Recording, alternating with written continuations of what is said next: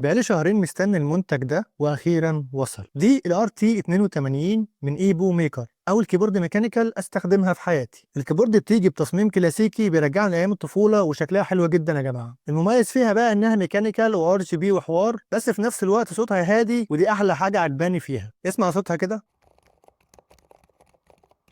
الكيبورد بتيجي بشاشة تلفزيون صغير بتعرض لك الوقت والتاريخ ونسبة البطارية، وتقدر تحط أي صورة بصيغة جي اي اف وتتحرك على الشاشة. كمان بتبين لك إن كانت الكيبورد متوصلة بالسلك ولا بالدونجل ولا بالبلوتوث. أيوة زي ما سمعت كده، لأن الكيبورد بتشتغل بثلاث طرق، بتشتغل بالسلك وبتشتغل لاسلكي بالدونجل اللي جاي معاها، وتقدر تربطها بأي جهاز عادي جدا عن طريق البلوتوث. الكيبورد بتيجي ببطارية مدمجة بتتشحن عن طريق السلك لو أنت بتستخدمها بالسلك، أو بتتشحن بأي سلك تايب سي. بيجي معاها في الكرتونة القطعة دي واللي بتقدر تغير بيها الزراير او تفكها عشان تنضفها. كمان معاها 3 زراير واثنين سويتش احتياطي لوقت عوز. لو بتفكر تشتري كيبورد ميكانيكال فانا هرشح لك شركه ايبو ميكر. هتدخل الموقع بتاعهم مش هتبقى عارف تشتري انهي كيبورد في اللي موجودين، الحقيقه كلهم تحفه. هسيب لك الويب سايت بتاعهم ولينك الكيبورد دي في وصف الفيديو وفي اول تعليق، وما تنساش تتابعني عشان تشوف الفيديوهات الجديده.